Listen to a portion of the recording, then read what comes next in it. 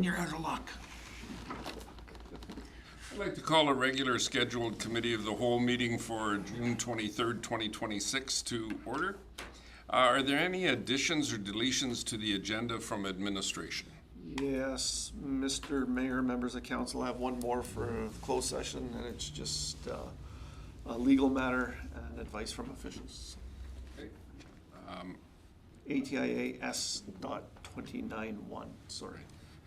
So that means we've got 10.11 and 10.12 and 10.13 for closed session. Okay. Thank you. Anything from council? Yeah, I don't see the water situation on here anywhere. Will administration be updating us on everything that's going on, or? Certainly do that. That'll be in the operations report. Okay. Thank you. Motion to accept the amendments to the agenda. I'll make that motion, Your Worship. Councillor Butcher, thank you. Discussion? Call that question. All in favor? And a motion to accept the amended agenda. Thank you, Councillor Cosby. Discussion? Call that question. All in favor? And both were unanimous. Okay.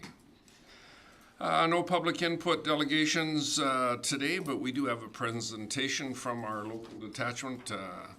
Corporal Dylan is here to help us out with that. So we're in your hands. Alrighty.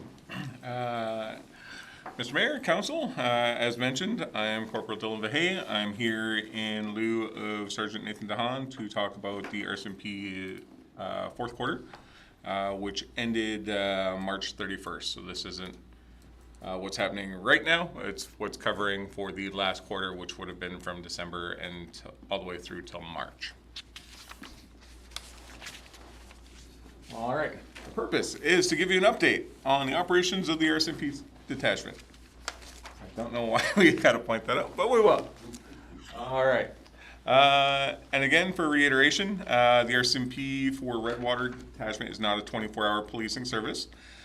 This detachment operates from Redwater and services the following areas. So obviously the town of Redwater. We also cover Sturgeon County and Thorhill County. When I say it's not a 24-hour detachment, that doesn't mean you don't get police outside certain hours. It just means I may not have anybody on shift and they will be on a call-out schedule. Go to my scary slide. All right, human resources. So Redwater RCMP is comprised of 11 personnel. That's one sergeant, that would be Sergeant Dahan, myself as one corporal, and 6 constables. You'll notice up there it says I've got 2 soft vacancies and 1 hard vacancy, which out of 6 is why it seems scary. However, that's going to be short term. Our hard vacancy is going to be filled by a cadet fresh out of depot who, from all accounts, is so far doing very, very well. And one of those soft vacancies ends in November here when he finishes some parental leave. And then for that time frame until that member is back to work, we've actually got the K Division Divisional Relief Team coming out to assist us. It's a great program, so rather than having to fill individual shifts, they actually come out for an entire week and then they swap out with a new one every Monday. So if you see some new faces kicking around, that's why. So these folks are going all over the province and we were able to secure somebody to cover off that long-term parental leave so that we're not short people.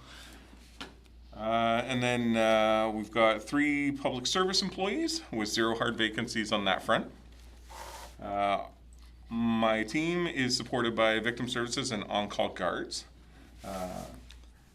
Unrelated, if anyone's looking to get into guarding, please let me know. We always need guards. We'll go on to the next. She's ahead of me. I'm talking too much. All right, so we'll go over our policing priorities again. So the first priority we identified last year was prolific offender and drugs. Our proactive interactions with prolific offenders they look relatively low. I think I've mentioned before, Nathan's mentioned before, a lot of our prolific offenders have moved away or are incarcerated. It turns out that they don't necessarily like the attention of the police and when we proactively go knock on their doors to make sure they're abiding by curfew conditions, that they don't have any guests that they're not supposed to have, and, you know, that they're not out committing crime. I've had several tell me that I am specifically the reason that they're leaving. So, yeah, so we have currently 3 prolific offenders that we're monitoring. Of those 3, we conducted 10 checks, and only one of those resulted in a charge.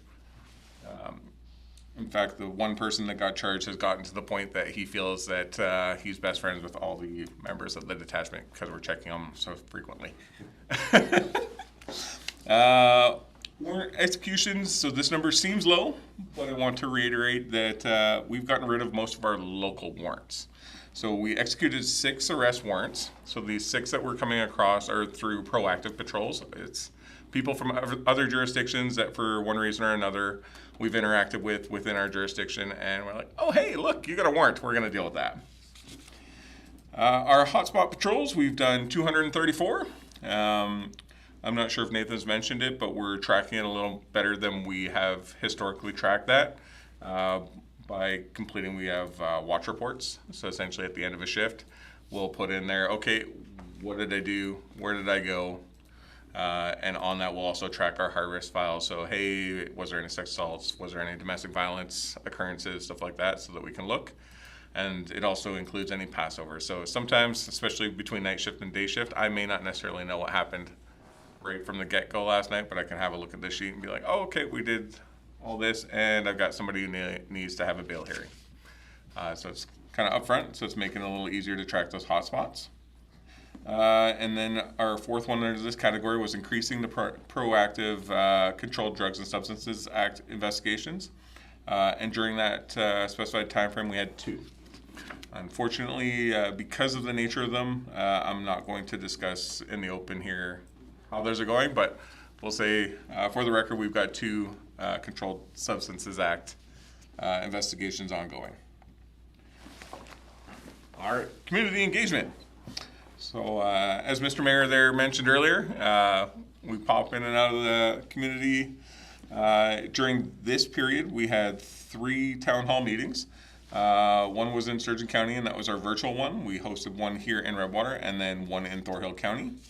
17 interactions with different community groups, so including our local COPs, as well as we've popped by the schools and done a few other different things, including, hey, look, there's some kids playing basketball. We've got a few minutes, let's go join them. Media briefs and rave alerts, we've done 30, and a lot of that is through the social media account. So if you're not aware, RCMP in Redwater specifically has its own page. So yeah, if you're not following us, go follow us. Enforcement and visibility in communities. So ticket numbers seem a little low, but these are indicative, like it also includes the provincial traffic unit, which don't have a lot of staff there right now. So in that quarter, we had 25 tickets written and 37 warnings. Warnings make sense because it's we're still getting in there. It's part of that, trying to find these bad guys. So hey, I noticed a fairly minor traffic offense, and we're getting in there.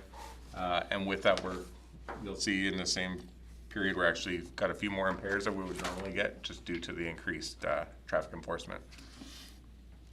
We did 3 Highway 28 and Highway 63 enforcement initiatives. Specifically, 2 of those we did at the Opal turnoff there, 28 and Range Road 224. And for those ones, we were specifically targeting not only the stop sign violations that occur there quite frequently, but the unsafe left turns. There's been quite a few collisions in that area, as everybody knows, so it's definitely an interesting spot. And then we've had a few people trying to use those turn lanes to pass, which is obviously not safe, especially in that area. And then check stops, we only were able to get 1 done, and that's just a number saying it's simply hard to do a check stop when you're the only person working. On to the next one. Hey, look. Look at those guys. They're fantastic looking. They took that when I ran away to go to the bathroom. The other one here was member and employee wellness and respect. So we did 5 kind of detachment activities. That included a monthly physical fitness challenge. I'd like to say I participated in that, but I didn't. I mostly just stood there and laughed at people. Bringing up the well-being. We did a pink shirt coloring contest. It was really well received. We actually had the entirety of one class in Oak River Park Elementary. All of their students submitted entries. And then at the end, we got to have a kind of, here's a prize and come on in, spend a little bit like pizza with the members and that kind of stuff. So it was really well received. And then we did a transfer party because we've had a few of our longer serving members here transfer off to other places for new adventures. Specifically, Constable Sarah Graywall has moved to Strathmore, so I keep telling her she abandoned me, but I won't hold it against her. And yeah. All right, on to the numbers and stuff. So during the last fiscal quarter, we responded to 129 calls for service within the town of Redwater, out of the 568 total calls for service that we dealt with. Because there's not a lot of numbers, you're going to see dramatic differences, but realistically, it's just because the number pool is fairly small. So for the same period compared to last year, our persons crimes are down 60%. So those are typically your assaults and that kind of thing. Our property crime files are also down 63 this quarter compared to 110 the previous year. So a difference of 43%. So that's your break and enters and petty thefts and that kind of stuff. Our other criminal code events up 79%. And while that seems like a scary number, it's 25 in this fiscal period compared to 14 the previous year. I'd have to go into it specifically, but I think a lot of that, we had a few drone complaints. Those fall under federal legislation, so they show up in that other category. But realistically, it's, oh, somebody's flying a drone.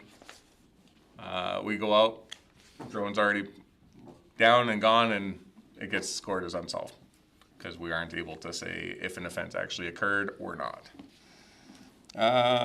Criminal code traffic is steady at 10. Other provincial code traffic is down 47%. And again, that's that total statistics. There's not really a traffic unit there right now. We have, of the provincial traffic unit right now, they only have 2 members there right now. And one of those is an analyst, so his job is not typically writing tickets. His is to go and reconstruct fatal collisions, essentially. Other traffic, I'm not sure what falls in that category, but apparently we're down 100% because we didn't have one. So, like I said, those dramatic numbers is just because the sample size is really small. Our total criminal code offenses is down 38%. And I would like to say that a lot of that is just from us checking those prolifics and they've moved on. Major statistics broken down. Our domestic violence is pretty much on par where it was for the same quarter last year, a difference of 1 file. Our mental health act, again steady. We're exactly the same as we were last year. RPAC referrals was 0 during that time frame. It's really hard to refer someone to RPAC when you form grounds and you end up transporting them to a hospital. And for those things, well, half those people went, and the other half where it was reported as a mental health occurrence, but it was just people not happy, not necessarily crazy. There's no real threat to themselves or anyone else. Break and enters were down a little bit, 8 as opposed to 12 in the previous fiscal quarter last year. Commercial break and enters, so we had 7 of them in that period compared to 10. Theft of vehicles was down a little bit more. It seems like a lot if you look at it as a statistic, but again, it's 6 stolen vehicles compared to 10 last year. Suspicious persons, down just a little bit, and I think a lot of that has to do with files being scored more appropriately. So previously, for example, some of those drone complaints would have been scored as a suspicious person, but realistically it's dealt with under the Aeronautics Act, which is federal. Impaired driving, I mentioned earlier, because we've been out on the road trying to stop people a little bit more. We ended up with 5 compared to 3 in the same period last year. Collisions. So during that quarter, we had 1 fatal collision. It was actually a double fatal, and 13 injury collisions. A little bit better than the same quarter last year, where we had 2 fatal collisions, 21 injury collisions. And then for that stat, it seems a little low, but for the fiscal year, we had 5 fatalities total. And since then, moving into this one, we've also had some numbers this year as well, and total of 60 injury collisions. For property damage collisions, we had 86.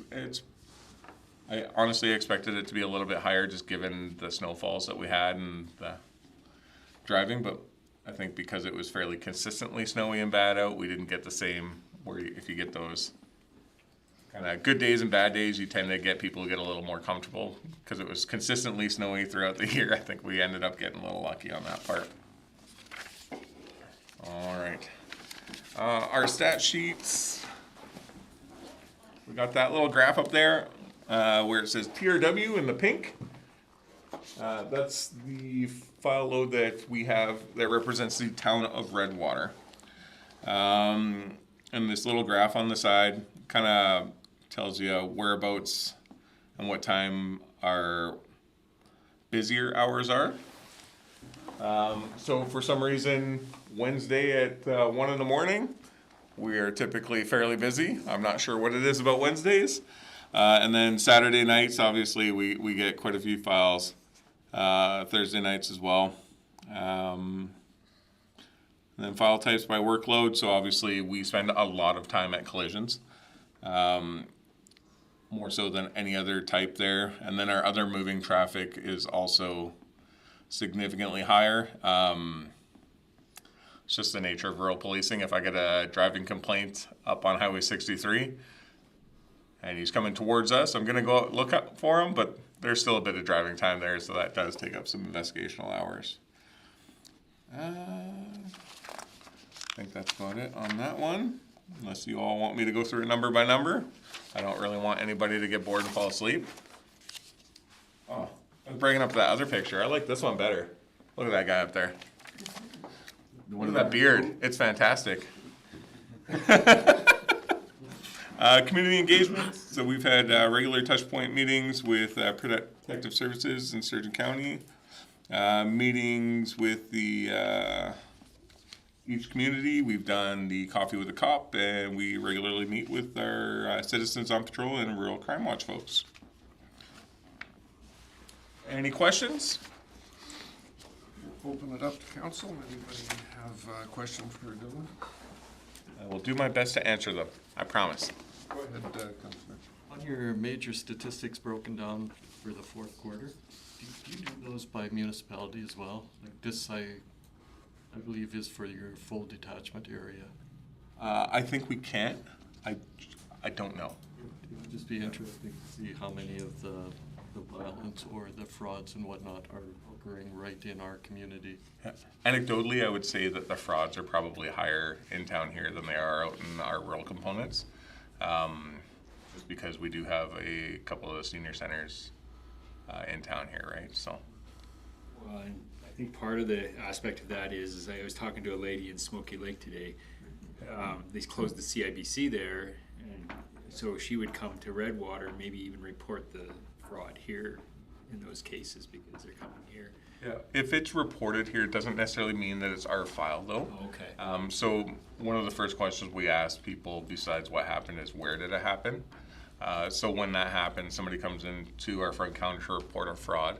We'll go through that. We'll still do the initial intake, just like we would. You're at a police station. It's full of police officers. We'll still open that file.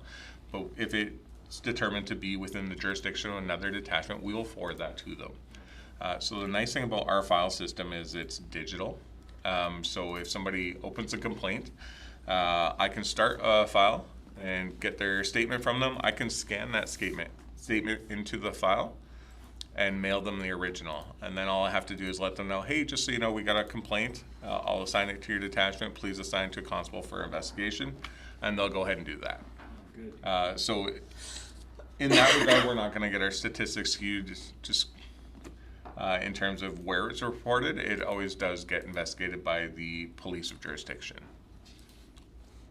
Go ahead, Human Resources report, that doesn't include highway.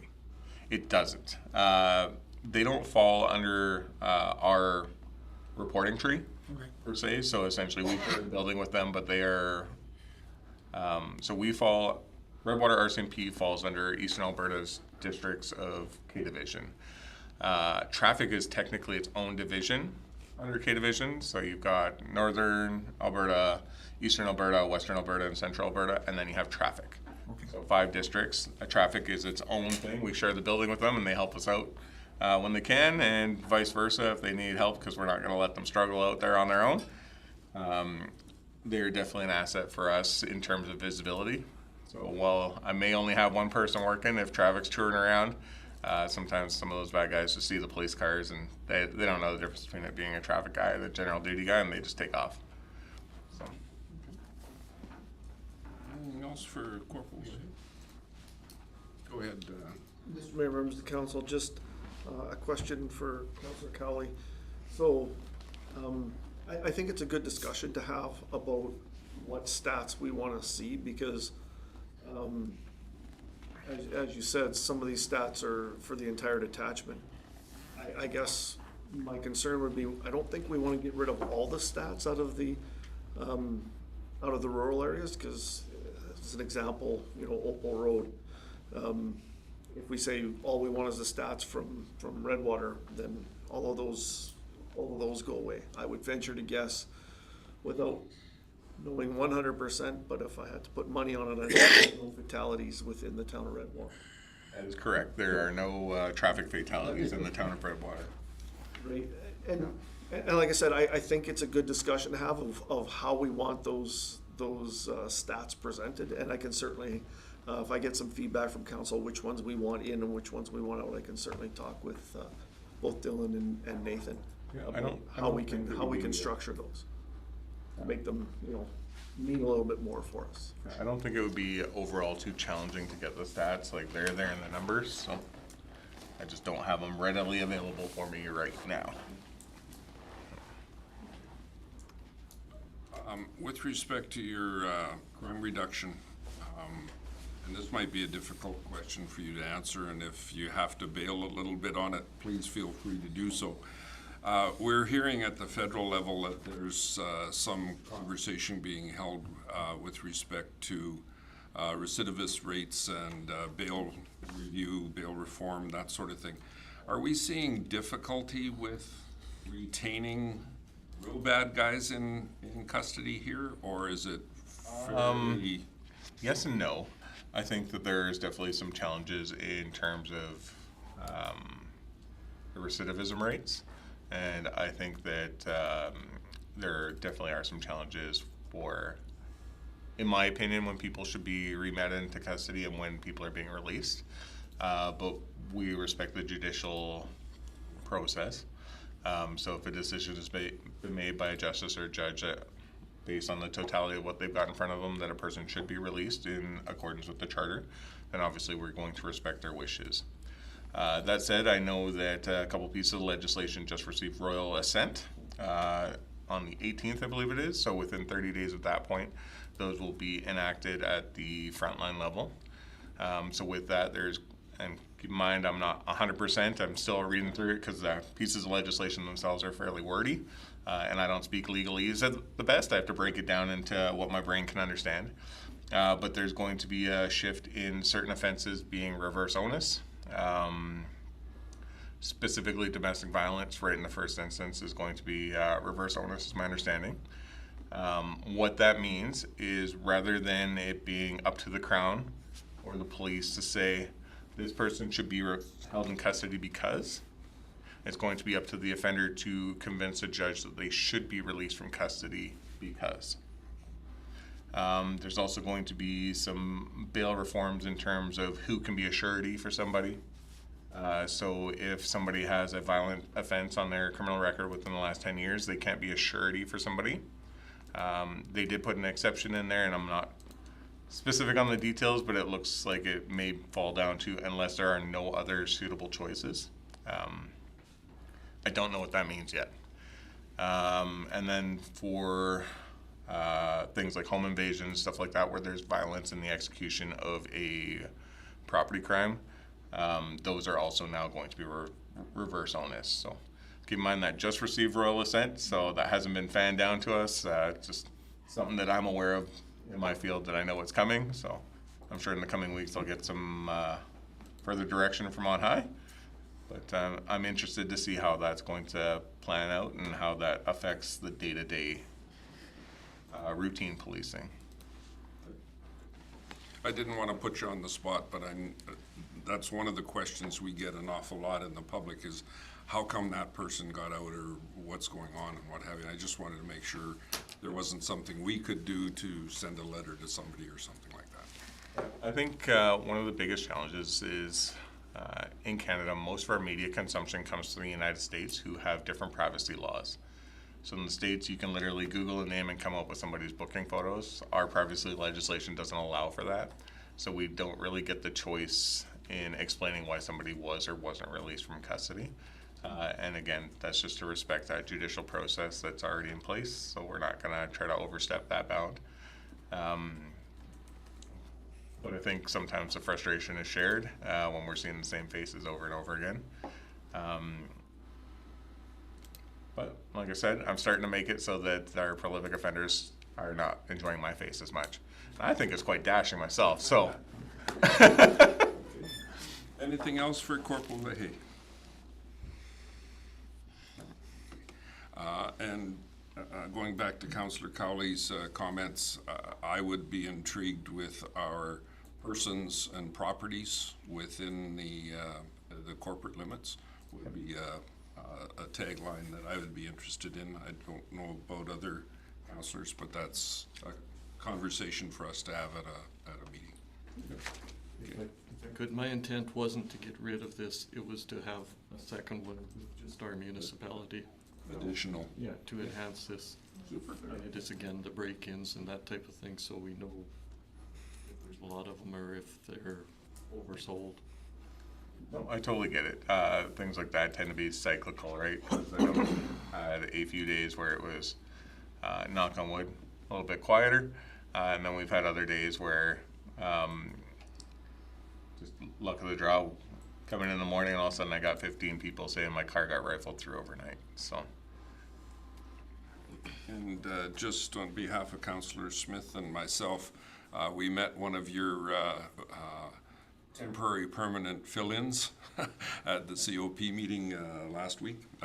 Very personable and did a good job of assisting where he could. Right on. Glad to hear it. It was nice to see them at the COP meeting. There we go. Thank you very much for coming. We appreciate your time and the effort required to put it together, and we look forward to the next quarter. All right, well, thank you very much. Thanks, Dylan. All right.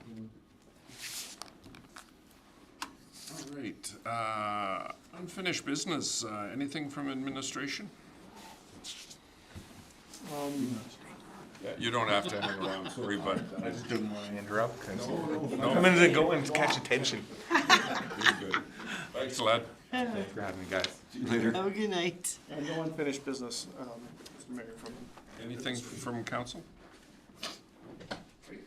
New business, 8.1, the policy on the golf cart storage. Just for council's information, I do not have a pecuniary interest in this at this point, but I do have a conflict of interest in this. I won't join in the conversation, but I'll just, it's up to you, Mr. Davison. Thank you, Mr. Mayor, members of council. So let's talk a little bit about policy 915, the golf cart storage policy. So the purpose of this report is to bring forward consideration for the rescission of policy 915, golf cart storage policy for committee of the whole review following discussion at the March 10, 2026 Community Services Policy Committee meeting. Our recommendation is that committee of the whole accept the report regarding policy 915 as information and provide direction to administration to bring policy 915 forward to a future regular council meeting for formal rescission. And at that committee of the whole, support administration preparing an administrative directive to manage the golf cart storage process. In relation to background, excuse me, policy 915 golf cart storage policy was reviewed, as I spoke to just a second ago, as part of the town's ongoing policy review process to determine whether subject matter remains appropriate as a standalone council policy or whether it is better managed administratively. Policy 915 was established to regulate the annual fee applied for off-season storage of privately owned golf carts at Pembina Place. During the March 10, 2026 review, the Community Services Policy Committee considered that the policy primarily governs fee calculation and administrative invoicing, rather than broader governance, direction, regulatory requirements, or operational rules. The committee report noted that this may function more as an administrative fee mechanism than a policy requiring council oversight. In relation to the discussion, this report is being brought forward to review the direction provided by the Community Services Policy Committee prior to a formal rescission request being brought to a regular council meeting if council decide that is the direction we'd like to go. The administrative directive would provide staff with clear internal direction for confirming the number of privately owned golf carts stored, coordinating with the Redwater Community Golf Club, applying the council-approved storage rate, preparing annual notification where required, and coordinating invoicing with corporate services. The golf cart storage fee would be better located within the annual fees and charges bylaw within the Pembina Place fee schedule. This would align the storage rate with other facility fees and allow council to review it during the regular budget setting fee setting process. In relation to financial implications, no immediate financial impacts associated with rescinding policy 915. Golf cart storage fees would continue to be collected based on the rate approved by council through the fees and charges bylaw or approved fee schedule. Internal impacts are expected to be minimal. The committee report noted that the operation impacts would be minimal as the storage activity itself would continue unchanged. In relation to external impacts are expected to be minimal. Obviously, our strategic plan alignment there is there for council's review. On to relevant legislation, standards, policies or plans. Obviously, the MGA, Municipal Government Act, Town of Redwater Fees and Charges Bylaw approved municipal fee schedule, and policy 915 golf cart storage policy. In relation to communication, if council rescinds policy 915, administration will update the town's policy register and remove the policy from active use, and administration will prepare an administrative directive to manage the process and the fees. So that is my report. Thank you. Councillor Olson? I make motion that the committee of the whole direct administration to bring policy 915 golf cart storage policy forward for a future regular council meeting for a formal rescission. Discussion. Go ahead, Councillor Smith. Yeah, when we reviewed this, all it is just cleaning up the policies that are sort of redundant. I mean, it all falls under fees and schedules anyway. Anything else? Call that question. All in favor? And I'll abstain. Councillor Smith? I move that the committee of the whole support administration developing an administrative directive for the golf cart storage with rates to be addressed through the annual fees and charges bylaw. Discussion.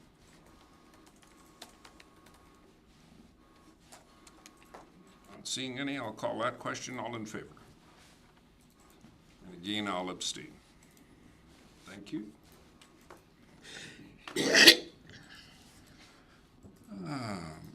Reports. 8.2. 8.2. 8.2. Oh, there we go. Yeah. Sorry. It was tucked in there. I didn't. There's nothing attached to it. So, Mr. Van Buell, I'm assuming this is yours? Yes, Mr. Mayor, members of council, I just wanted to give council a brief verbal update on some work that we've been doing over the last little while, as council's aware, in 2025, we applied for a major capital grant through the Canada Housing Infrastructure Funding Program, the SHIF program, for a project that at that time I believe was $12 million, if I remember the original amount correct. We were not successful in that grant, and we found that out late fall, that we were not successful. With the announcement from the federal government back in April that there was new funding sources available.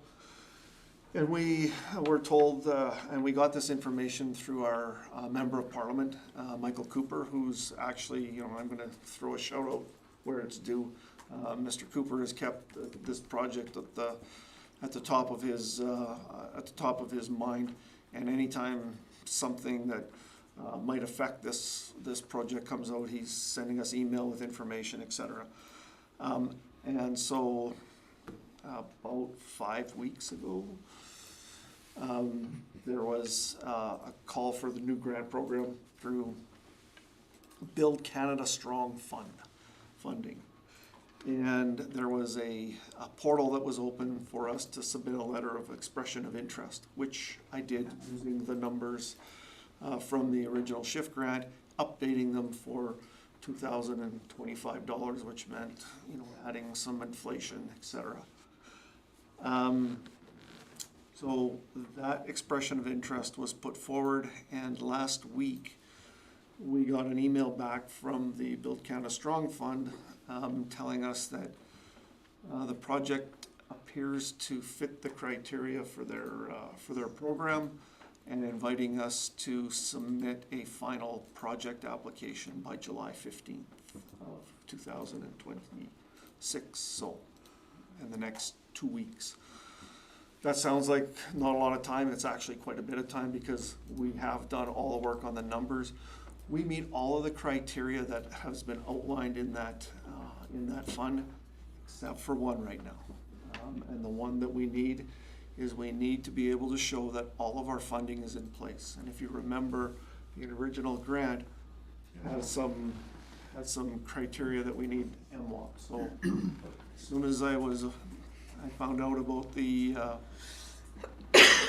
criteria, the mayor and I sat in his office for about 20 minutes or a half hour, and we fired off an email to Mr. Nally, our MLA, asking, because we still haven't heard anything about MWOP, letting them know that we've been invited to submit for this next phase of the project.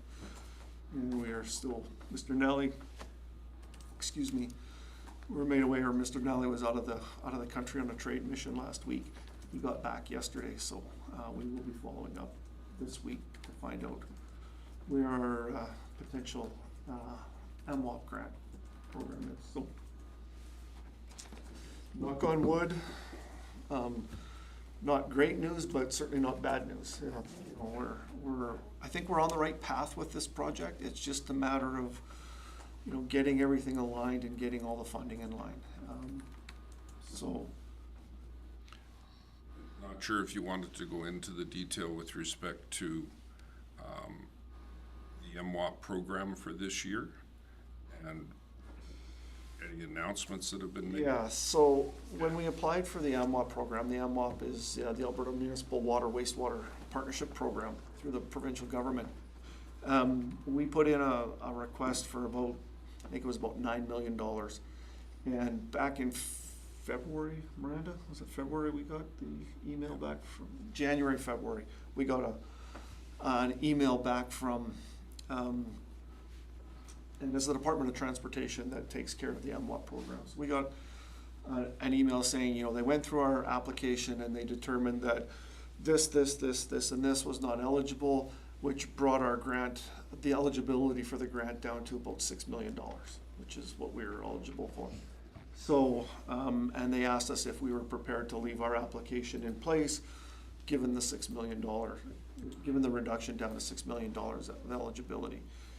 And we wrote back right away, said yes. To date, there's been no announcements on any AMWA program grants. Interestingly enough, today I just saw that there was an announcement on a STIP program grant, which I don't think you want to get me started on, because it's actually for a trail alongside of a highway. I'm not sure how that is the Strategic Transportation Infrastructure Program grant, but that's a discussion for a different day. The point on this being, they are starting to make some announcements, but they haven't kind of released the full list of projects that have been awarded. But a lot of this, by announcing now, this year's construction season is pretty well gone. Yeah. You know, it's like, we should be getting these announcements in January. And Councillor Olson, that brings me to, you know, one of the things for the Build Canada Strong Fund. They want you in the ground this year. They you know, again, the feds, they want to see projects, you know, hitting the earth, right? They don't want them on a design table. They want them in the ground. We can make December 1st, but they can't give us a project, you know, they can't give us an okay on November 1st if we're gonna hit the end of December.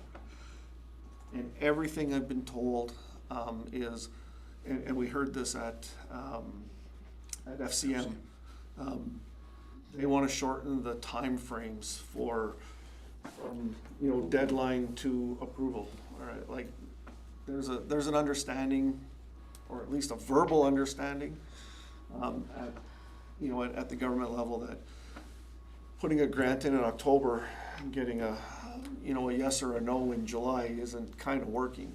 So the feds have figured that out. Hopefully we can shorten that timeline and put some pressure on our provincial government to make those announcements a little early, because again, as Councillor Olson said, if you want to be, if you want to be in the ground in this year, you still got to tender, you still got to do a few things. Our project's big enough that we have some things that we can put in the ground very early, and then fill in the rest as we kind of go on. Especially when you're looking at a wastewater project. Really not a winter construction season.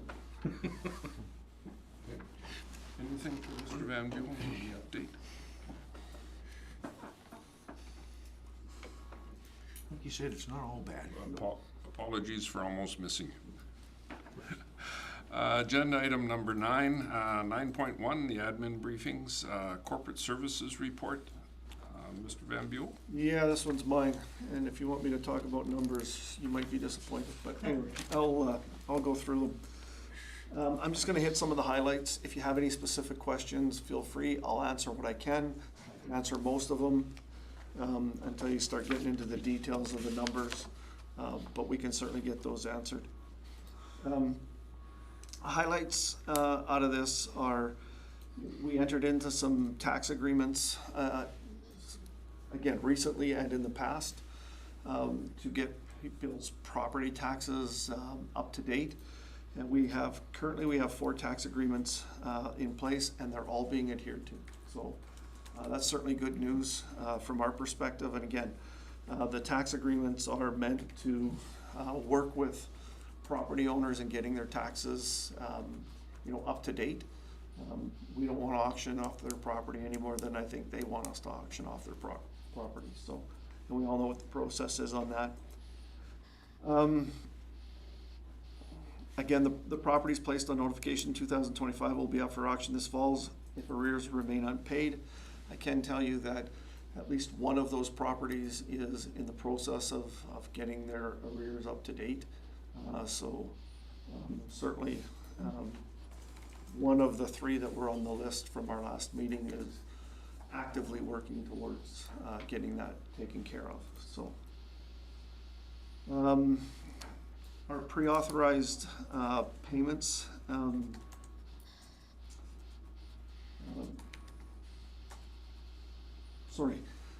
we have now 299 accounts on the monthly pre-authorized program. So that's where you get to pay your taxes in installments throughout the year, and that is up from 284 at this time last year. And one of the changes we made on that was you don't have to start at the beginning of the year.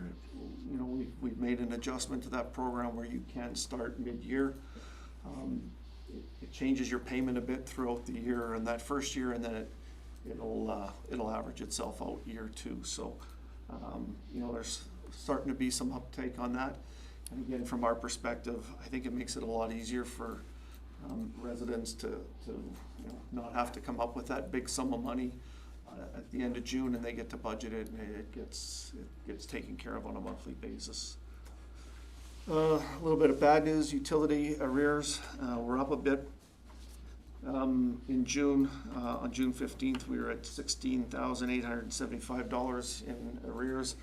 That was up from May of $13,000. So might be just a blip, because I think in the past we were kind of holding steady or maybe dropping a bit. But for some reason this last month was a bit of a challenge. On the financial statements, all of our assessment and our combined assessment tax notices were mailed in May, increasing our taxation revenue. Believe it or not, there's lots of people who wait, and the first day they get their notice in the mail, the next day they're in the office paying their taxes. So that's, you know, when you see in the accounts where our revenue is starting to go up in that area, that's the reason for that. Another good piece of news here on the economic development front. We had $880 collected in business license revenue last month, bringing our year-to-date total to $11,700. So we're up about $1,000. That doesn't sound like a lot until you realize that our business licenses, for the most part, are right around $100. So, and I do know from personal, we're still getting business licenses coming in on a monthly basis. So that's good news. Another piece of good news, our Pembina, our sponsorships are starting to come in for the upcoming Mayor's Golf Tournament. It's always a highlight of the summer for a lot of people in the community. The golf tournament's a good avenue for the town of Redwater to show support for our nonprofit groups and do some fundraising, a little bit of economic development, and some regional partnership collaboration. So, what else do we have here? Just on streets repairs to Bobcat. Again, Garnet will probably go over this, but there's some financial implications here. We've had some equipment invoices come in for repairs that I don't think were totally planned for, I guess is probably the best way to put it. And again, highlighting here the water and sewer. We had $930 in water ERTs and meters. So the report that came to council at the last meeting, we are pushing those numbers through, and I know those orders have gone through. So we'll be moving heavily on that in the next little bit. Again, Garnet will be talking to that more. In the sewer, we had the 10,000 sewer service repairs, we had some hydrovac, and we had a block culvert to remove, so those are all expenses. And although we have a lump sum of money for, you know, those incidentals, they're not necessarily planned for as in, you know, area A, area B, area C. They're just a general budget amount. I think two highlights. We had three employees attend training sessions. One of our employees, Pam, she attended the GFOA conference in Calgary, came back with glowing reviews, at least had fun on one night with some of her colleagues at one of the evening events. And Liz and Allegra attended a 2-day gas utilities 101 course put on by the Fed Gas from May 26th to 27. And it's really started to fill in some gaps of knowledge about how the total billing system works between, you know, the field and the office. And then the last one to highlight is our new corporate services assistant, Melissa, started on May 25th. And I personally had the chance to chat with her about a week ago. She's got glowing things to say about, what we're doing here. She's looking forward to learning how another organization works. She's worked in a couple of different municipal operations, including the town of Drumheller and Irricana. And so she's got some good experience to bring to us too. We can learn some things from her as well. Upcoming, we continue to work on our bargaining agreement with Leona, and we're doing the base work for the 3-year operating 5-year capital plan to prepare for the 2027 budget. And part of that will be our workshop on June 30th, where we start to talk about our 10-year capital plan and making sure that administration is aligned with council and the priorities for that 10-year capital plan. Other than that, I'll answer any questions that council might have. Council, anything through to Mr. Van Buren? Go ahead. I've got a few. Perfect. Fire away. I'll start with the easiest one. Does the July 1st penalty apply just to 2026 taxes, or does it apply to everything that's on your Applies to every, sorry, Mr. Mayor, members of council, it applies to the entire outstanding tax bill. Yeah, thank you. I, just in that pamphlet that was sent out, it was ambiguous as to whether it was current or everything. And then the unpaid taxes went down by 23,800 in the 2 months to June. I take it that's June 1st, Yes. because we're not through June yet. Do you know what the penalty total was that was added December 31st? No, I don't. I can get that number. If it was 10%, it would be over 35,000. Okay, here's another. Utility arrears. You know what, if any of those are written off, or are they all put against taxes, and how much they would be? Mr. Mayor, members of council, so theoretically, none of them would be written off. I will say there may be some historical accounts that are still, or that might have been in the owner's name and not been in the owner's name, been in the renter's name, but they would be absolutely the exception, not the rule. I'd comfortably say 99 to 100% of those are put onto taxes. Yeah, and so that would just show as a larger tax of receivable. It wouldn't really show as a utility unpaid or utility loss. That's the Mr. Mayor, members of council, that's a question I would have to ask Allegra. I don't know if it comes off of the utility account and goes into unpaid taxes, or if it stays in the, so that would be a question that I would clarify. And I do realize that some of these questions are very specific, and I don't expect you to have the answer in your back pocket. But I noticed the $4,100 cost to the Seniors Day event under expenses, but is that the amount spent as an expense, and then there was revenue and sponsorship? Yes, that would be correct. So, The only thing you're seeing in the expense side is the expense portion, and any revenue would be over on the revenue side. And it would probably be in sponsorships and registration fees. yeah, so that's not the net cost. No, The that's not cost the would be net a lot cost. lower. Oh, this is one that I saved to last. Taxation revenue is at just over 4.8 million, which is $162,000 higher than budgeted. How did we bill more than we budgeted? Or did we? Is there something else in there? I think I can answer this if I see this. Confident, Ken. So yeah, the budgeting would be based on what we believed we would be getting at the time in September. So the actual would be based on what the assessed value came, what our assessed values and what new assessment came on board.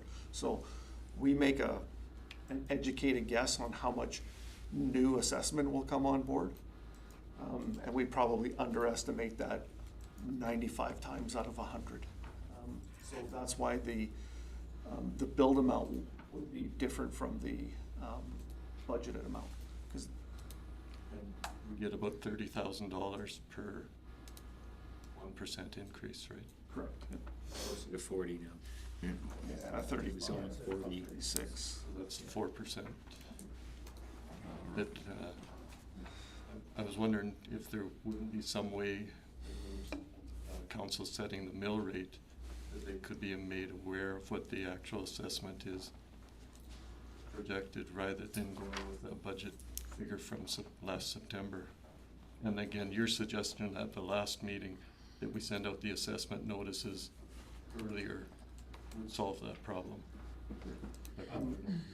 Mr. Mayor, members of council, Councillor Cully, you hit the nail right on the head. One of the reasons why I would like to separate, I think it's a good idea to separate the assessment from the tax notices.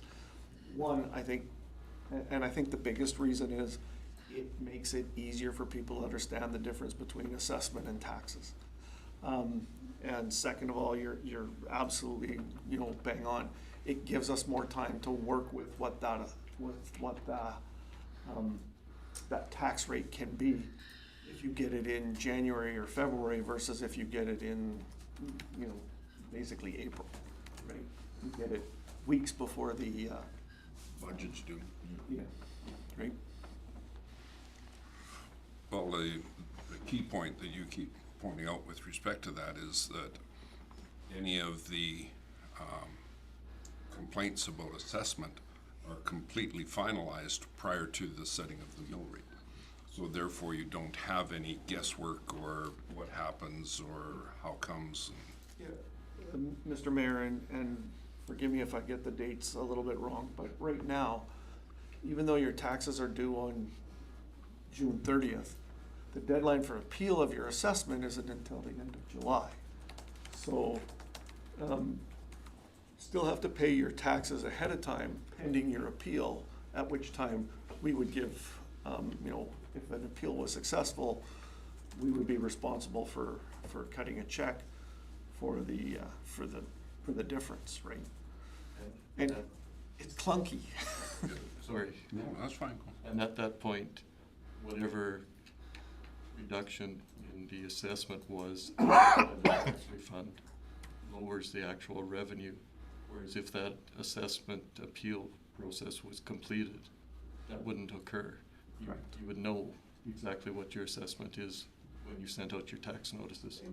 And I think it goes back to why we underestimate, at the beginning, because if we don't underestimate, we don't know what kind of appeals are gonna come in from administration, and, you don't ever wanna kind of be behind the eight ball. And if you remember last year, there was a significant appeal, and fairness, it did get to appeal, but there was a discussion with the assessor, and there was a significant reduction on the assessment of one. It was, it wasn't a percent by any stretch of the imagination, but it wasn't $200 either, right? It was a significant amount of money that all of a sudden we were left dealing with mid-year. And the formality of this, of the process is we only get one chance at this. Halfway through the year, we can't go back and say, oh, we over-guessed or we under-guessed, so we'll redo this a different way. We get a chance to do it once, and at the end of the day, we live with that. And if we're short, it's really tough. And I'll use some terminology here that might make some people cringe, but I'm gonna throw it out there anyway. When we do our budget in November, we'll even at that point in time, we'll probably not have our final assessment, even if we moved on assessment day up. What it does though is I think it lends credence to why a lot of municipalities call their December budget an interim budget, right? Because here's what you're doing, you've got a whole bunch of assumptions in that budget.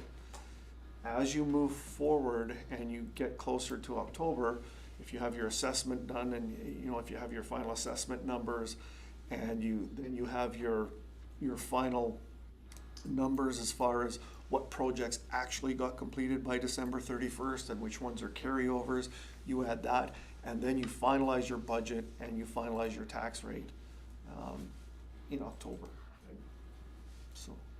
In April.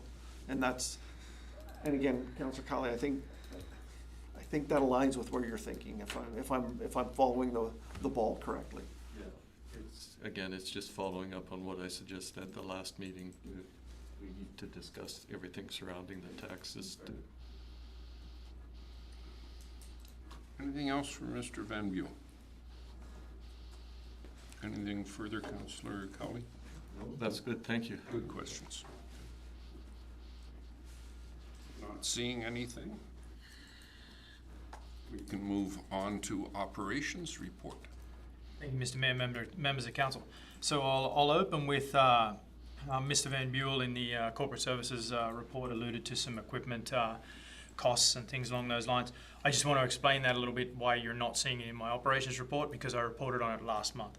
So there's a little bit of a lag in time between me knowing about the work getting done, the work being invoiced, and then being paid through corporate services. So there's a little bit of a lag there, but as Mr. Van Buel alluded to, there was some equipment costs that we took last month that I walked through in my report.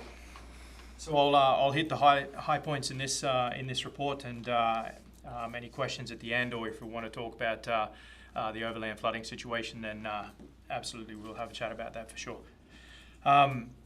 Project updates in relation to CapEx. The reservoir building pump replacement, the generator, as we know, has arrived. I have here I was saying we're currently organising electrical project where we've moved it beyond that now. I have a scope meeting scheduled for next week, just to hopefully get a date set to have that all connected up, and then we can do our testing on that unit and get that finalised. The RPM 215 snowblower. On here I have written just awaiting mounting adapter plate to arrive. Good news is today it arrived, and we are booked for install on July 6th. So we'll have that piece of equipment out reasonably early to get a bit of training on it, and have the boys run through it, understand the equipment, and hopefully we get to see that work in this season. And well, not hopefully, we will see that unit working this season, and I'm looking forward to seeing how it performs. So. Sanitary spot repairs, the tender is completed, and final execution of the contract is expected early July, once our borrowing is all finalized. Pembina Place accessibility lift project, site visits and construction meetings completed. We have recently got a construction cost through, and I'll be going over that this week, and you'll see in my next report, or maybe before that, in relation to what we're doing there, and what we're looking at cost-wise in comparison to budget. Street overlay site meetings, sorry about the typo there, conducted with tentative schedule for July. As we know, we are looking at 54th and 44th, 54th Ave and 44th Street, and so we're looking at hopefully in the middle of July. So we'll get those underway and get those sorted as well. The sidewalk replacement program obviously has been complete, that I alluded to before, Councillor Cowley. I did put a list in there for you, so you got the details of what we're looking at there in relation to sidewalk and in relation to your question on my last report.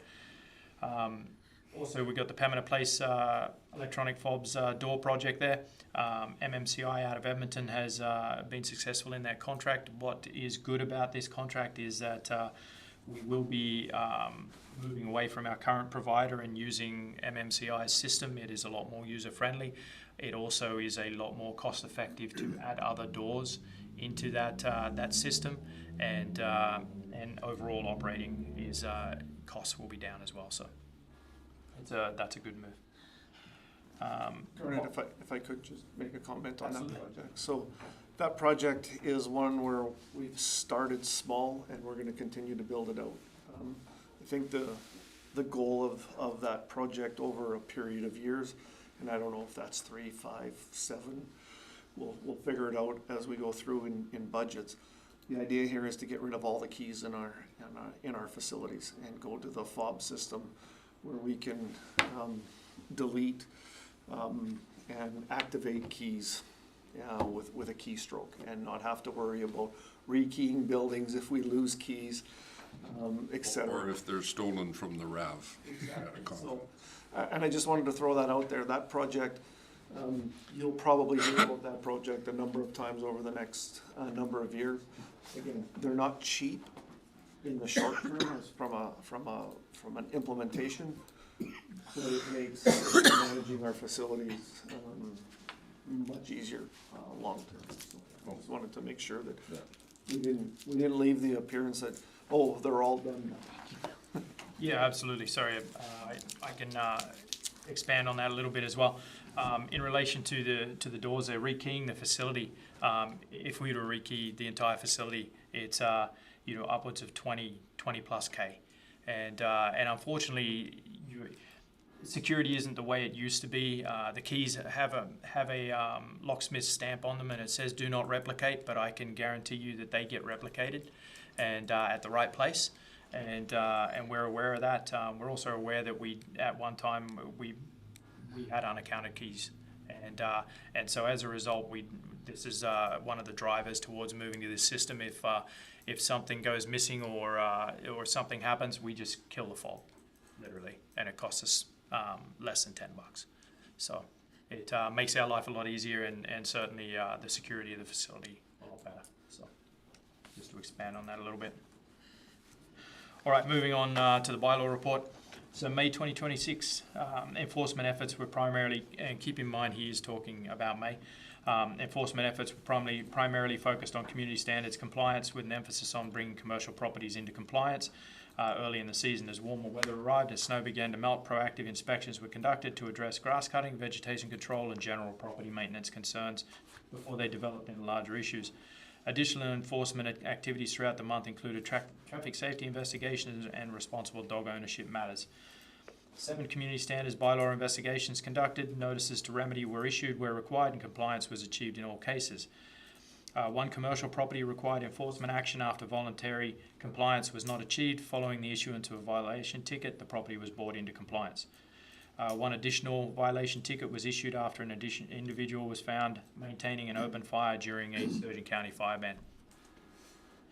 2 traffic safety bylaw complaints were also investigated regarding vehicles parked on municipal roadways beyond the permitted 72-hour period. And I should clarify that that's beyond 72-hour period without being moved. Both complaints were substantiated through investigation. In each case, communication with the vehicle owners resulted in the vehicles being moved voluntarily, and no further enforcement action was required at that point. Property inspection on May 6, 2026, a notice of entry was issued for a property due to concerns regarding the condition of the property and structure. The inspection identified several community standards bylaw violations, including graffiti with offensive language, and on a visible exterior wall. A notice to remedy was issued, and the property owner promptly corrected all identified violations. Due to the property's history and condition, it will continue to be monitored throughout the summer season. We did have a dog bite investigation on May 23rd, 2026. A female jogger was bitten by a dog while utilising a pathway on the west side of town. A full investigation was completed, and a separate report has been prepared detailing the circumstances of the incident and the resulting enforcement actions. In addition to this investigation, numerous complaints were received regarding dogs being off leash in public areas. You'll notice that we've put out a few different communications in relation to dogs being off leash. This is something that we are trying to enforce heavily. In fact, our bylaw officer is working some rotating shifts just to be around outside of regular business hours, because one thing we have noticed is that there are some dogs move around and seem to be outside of business hours. So I'll leave that one where that lays right now. In relation to operations, mowing in and around development areas and general community standards maintenance has dominated the month until the rains came, with a lot of cleanup focused on weather-related issues such as sidewalks, dirt removal, and tidy up. The pothole campaign is ongoing when weather permits. Again, this is one of those ones where we've had a few come unlodged, and we will continue to go around as soon as we get a reasonable spot of dry weather. Back alley maintenance programs ongoing again when weather permits. Line painting is partially complete due to weather issues. There is still some parking lots to do, and some disabled painting to be done in a couple of parking lots, one of them being Hammerfest. But they have been booked to come back as soon as we get a reasonable dry spell. Third-party crack sealing is complete. This year we did quadrant 1. I will, in the next COW report, bring in a map and show you how we've broken up the town. I apologise. I put quadrant 1 in there, but we have effectively broken the town into 4 quadrants. We're going to be using those quadrants in relation to a number of our programs, such as tree trimming, sidewalk repair and maintenance programs, along with crack sealing, things like that. It's just to break it into better pieces. It's not to say that we won't prioritise things outside those quadrants, because we absolutely will, but it makes it easier for costing and effectiveness to get across town when we break the town into quadrants, rather than using a shotgun approach and doing a few here and a few there. So, an approach is also being constructed off the Shop Road out by the lift station. It's our little snow dump there is getting a little bit of a dress up and becoming a little bit more official. So we'll put some signs in there. We've got our muster points and our contractor warnings and things like that all up out there now. So we're getting a little bit more serious about how we're handling some of the offshoots of some of the operations we do. Moving on to utilities, gas. An operator has been enrolled in Level 1 gas operator course in November of this year. And obviously this allows him to achieve his Level 1 certificate if he passes, and begins a process of cross-training our employees for our business continuity, which we were talking about earlier. Actually, we've been talking about this a lot this year. But having more of our operators correctly certified to do the work they're doing is a big push for us at the moment. 2 services ran in the Willows developments. You'll see the new developments there look good when you're coming in on this road here and you look across, and there's a bunch of new housing there. It looks really nice, actually. So, water, 100 new meters were ordered, as you said, boss. Now, there was a little bit of rush on this one because the date I went to council, I sent an email right after I went to council, because the following day they were going up 4%.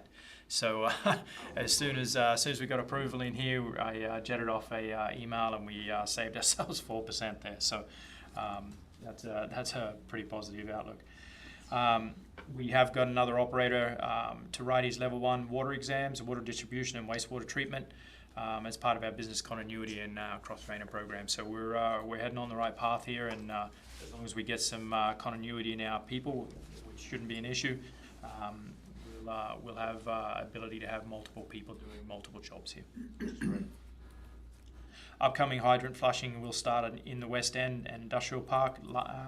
Obviously not last week's June, but as soon as we dry up a little bit, we'll start flushing with hydrants, because the last thing we want to do is open them up right now. Ditches are flowing good now, buddy. Yeah, we'll just whack it on top. We'll be fine. On to Pembina Place. StarTech inspected a brine leak. So the trench that goes between the ice plant and the curling pad, there's 2 PVC pipes in there, and one of the joints has come apart. Wasn't noticed until we shut the plant down, and all of a sudden our brine started disappearing.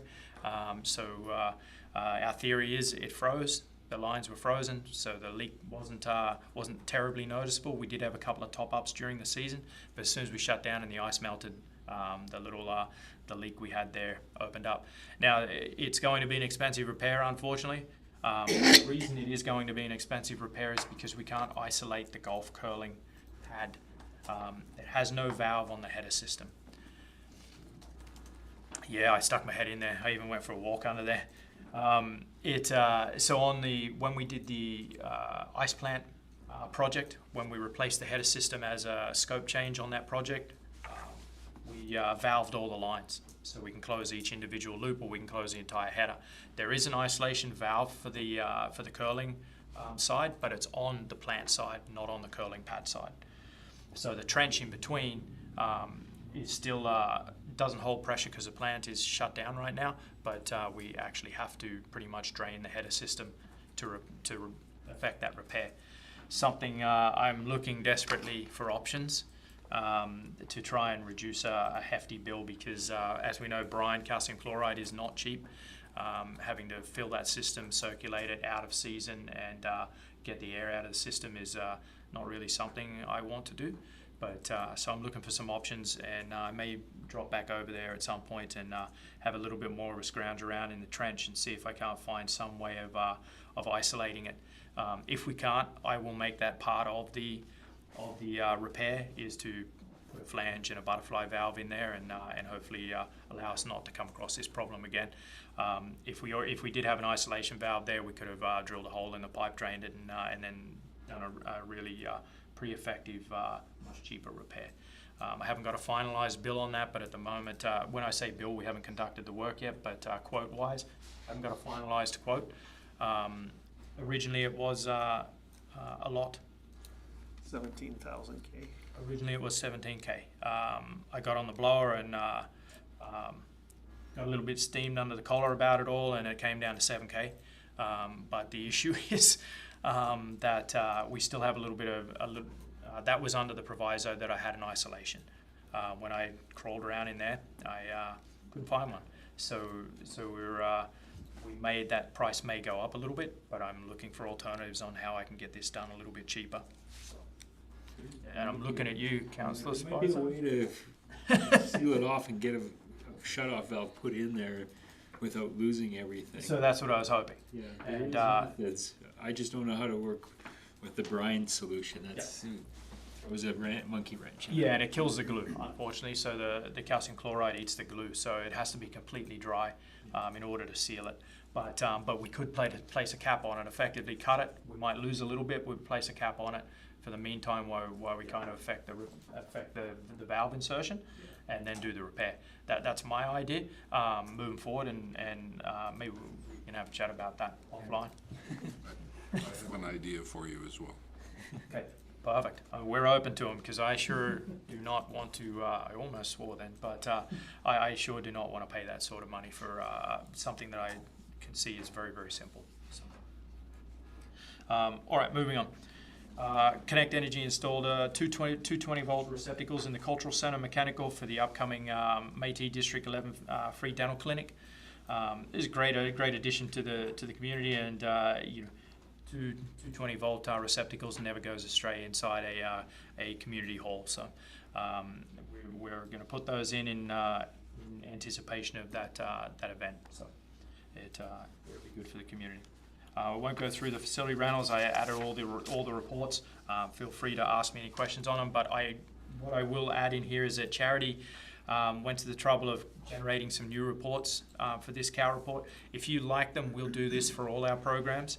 Because at the end of the day, it's good for council to see the numbers we're getting, the sort of revenue each of the programs is generating.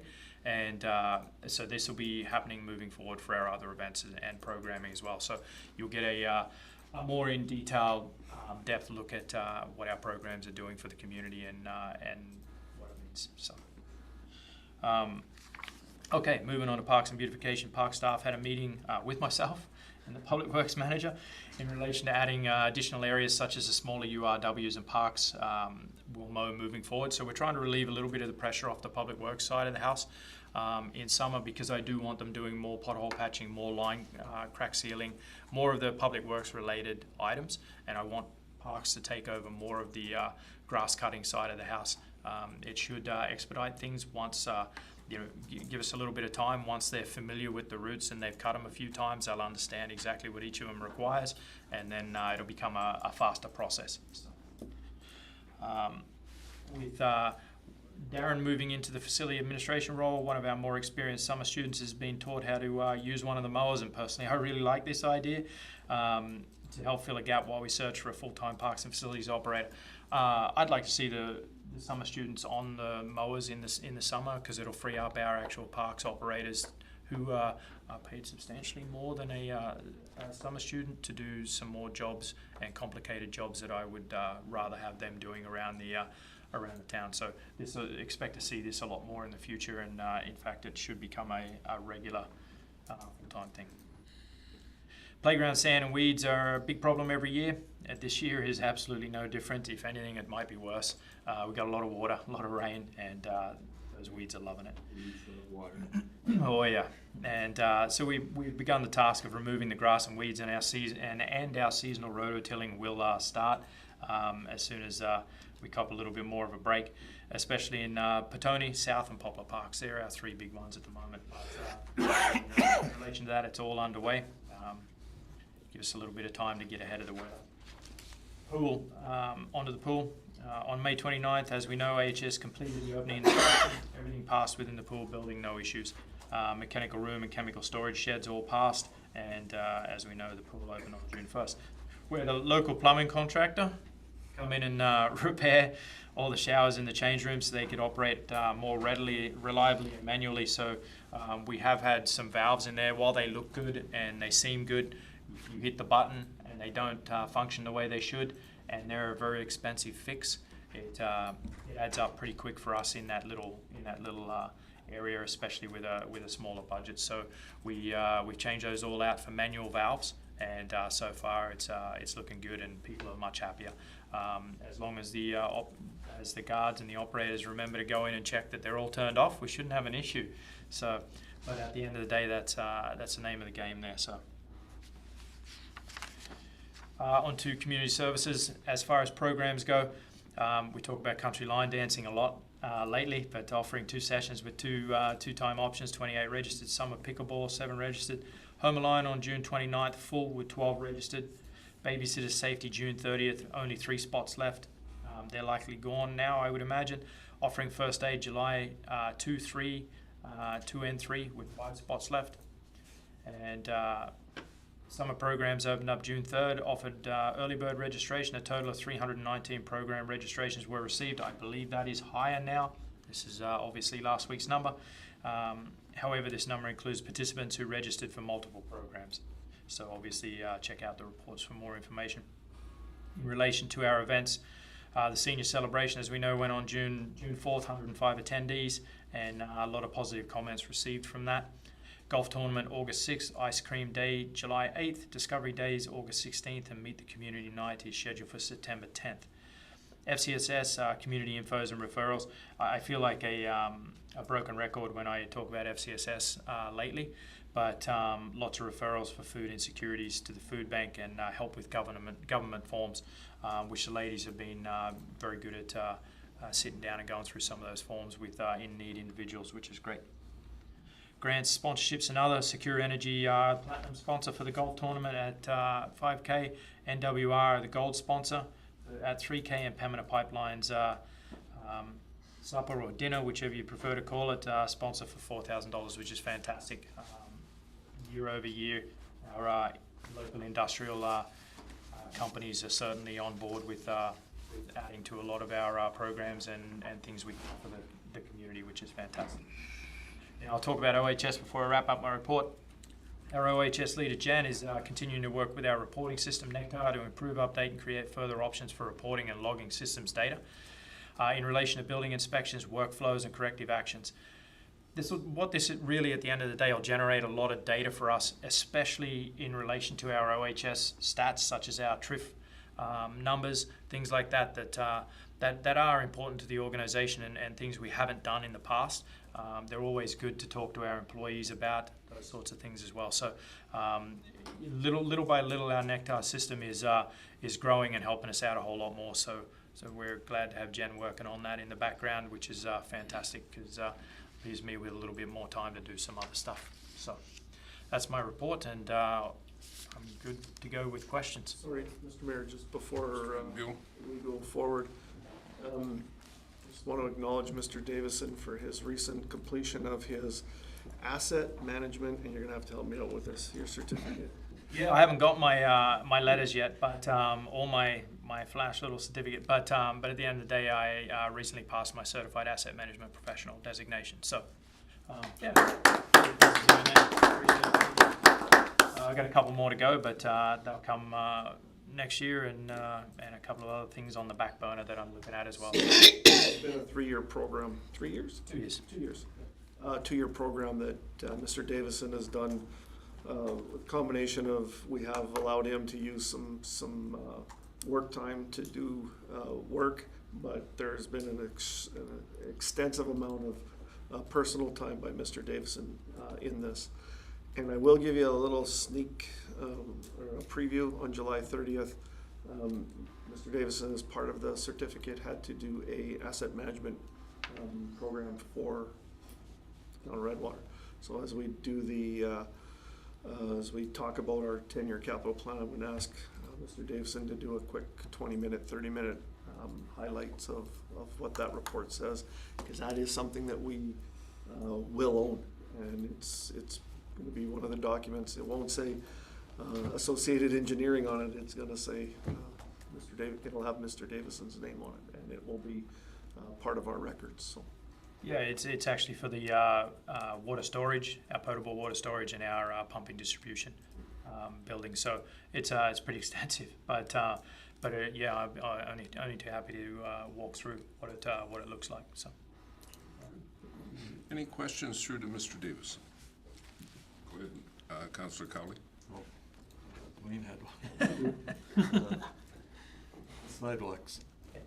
On your report here, when you change colors, it starts going major issues on, are removed from original list to allow more spot repairs on 54th Avenue, and there's quite a lot of them. Will those be the top priority next year, or? Yeah, to answer your question, Councillor Cowley, they will move to the top of the list next year. So I debated whether to leave them on or not, because I knew it would generate questions, but I thought, you know what, we're talking about transparency. I want to talk about as much as possible about everything we're doing. So these were originally on the list. Now, when we did do the list, we hadn't had our costing for 54th Avenue completed. When the original costing for 54th Avenue came through, it was a lot more than we had budgeted. So what we did was we got the contractor out here, and we talked about options. How can we reduce this? What's it look like? Are we going to rip up the road and do $1 million repair? Nope, we're not. So what we are going to do is something that I don't like to do a lot, but we are going to put a Band-Aid there, and the Band-Aid will give us enough time to hopefully look at our other options. But what the Band-Aid includes is really, at the end of the day, it didn't make sense to not do the pieces of sidewalk there that need repair before I did the road. Because if I do the road and then I come back and I tear up the sidewalk, I'm going to tear out chunks of a brand new road, and then I'm back to square one, where we all of a sudden have water infiltrating there and ice, and then it pulls them apart. So what I spoke to Chris, and what we decided to do was say, you know what, we'll pull a bunch of this stuff off to allow us that room in the budget, because we only have a certain amount to spend, and we'll get 54th cleaned up, and then we'll have the road laid over the top, and then we're done on 54th for a number of years, and we don't have to worry about it. And we've taken everything out of there in one shot, rather than coming back a year later and doing, or let's say over the next 5 years, doing a couple of pieces, a couple of panels here and a couple of panels here, and then costing ourselves more in the long run. So where sorry. Go ahead. The curbs or the sidewalks have been painted with arrows, that's going to be done? Yeah, not all of them. So some of them were removed to complete 54th, but we went around with our contractor and showed him, okay, yeah, we're not doing this one. And he came around and did some first calls, and then he marked a couple of panels as well. And I did receive an email on one of those panels, and I said, that is not being replaced. So that was a mistake mark. There's actually 3 of them, but we only got a question on one of them. But at the end of the day, let them know. Yeah, well, I just don't want to advise somebody that if it's painted white, that means it'll be done. So Yeah, and it may be done. They'd have to check with the town. yeah, so they can certainly call me up, and we'll confirm anything they need to see. And as I said, the list is here. This is now public, so they can check that out as well. But if they've got any questions, absolutely. And just to add to that, do we always hit the priority ones? Not all the time. We wish we could, but sometimes there's something else going on, like our project on 54th Ave, that takes us away from hitting certain things, and then we, for the sake of efficiency and saving ourselves costs in the long run, we'll go ahead with something else, but we'll always come back. So. Mr. Davison, maybe just give council an idea of what pivot we've made on 54th Avenue versus absolutely. Yeah, we can talk a little bit more about that for sure. So as we know, 54th Ave is in a pretty good state of disrepair. Originally, when we brought the contractor out here, I pulled up a piece of asphalt because there's a lot of crocodile cracking there. Stuck my finger in there, popped up a piece of asphalt. It'd be lucky to be 50 mil, maybe 75 at the most. So what we can't do is mill. Milling's out of the question because there's just not enough asphalt there to make it worthwhile. So we're left with two options. We can dig it all up and recompact the subsurface, the subgrade, and lay new asphalt down. We got a quote for that. It was bordering on the $1 million mark. So what we spoke to the contractor and said, what other option do we have? And I said, this doesn't have to be permanent because we can look at this in the future to see how we can deal with this in a better way, and maybe it might be a borrowing strategy in the future on a 10-year plan. But at the moment, what we've come up with is pretty much crack sealing, tacking the surface as is, and laying another, I guess you'd call it a float of asphalt over the top. Is it a permanent fix? By no means. But what it also includes is that it will overlap over into the gutters. Just if in front of Pembina Place, if you look at the way the road was done in front of Pembina Place, it's exactly the same. They laid straight out into the gutter. It doesn't affect your drainage, but what it does allow them to do is put a larger crown in the center of the road. And that larger crown pushes everything to the sides, allows the road to drain better than it was before.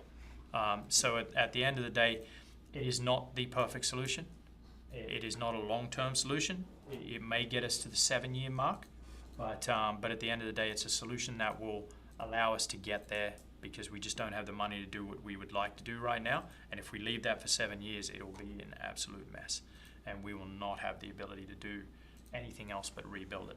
So this allows us hopefully a couple of options, and worst comes to worst, we can now at least have the opportunity to mill if we need to. So. Councillor Spicer, you had a question. Yeah, a couple comments too, but the first one was, did we mow the grass along the highway Highway 38? Yeah, we did. Okay. Certain resident had high compliments for that being done.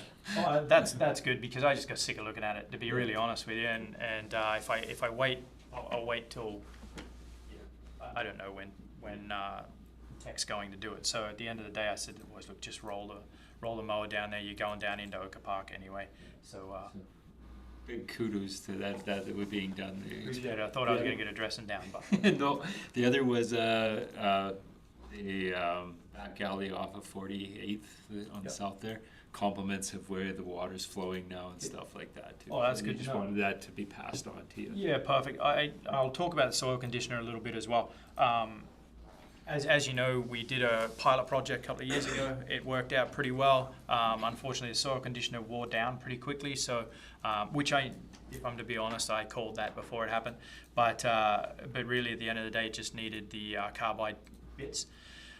We got the one we purchased for the town has the carbide bits. It's done pretty much the entire town, and has barely scratched those carbide bits, which is fantastic. So we'll get a fair amount of longevity out of that. The big piece of this is it's turning over the gravel in the back alleys. It is reclaiming a lot of gravel that comes up.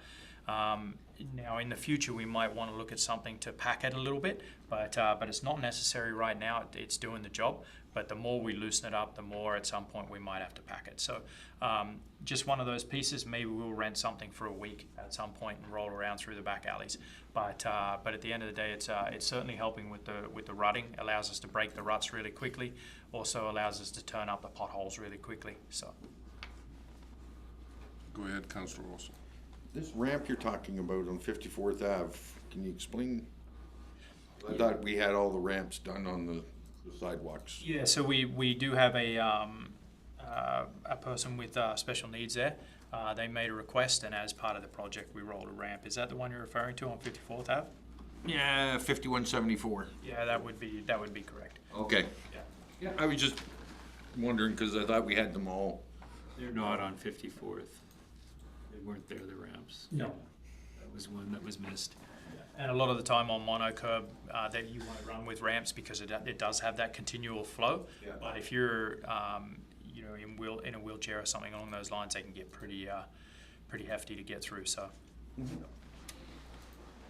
Do you want to touch base, or you and Mr. Van Buell touch base on our severe weather event over Friday, Saturday, Sunday? Yeah, absolutely. I can certainly talk about that.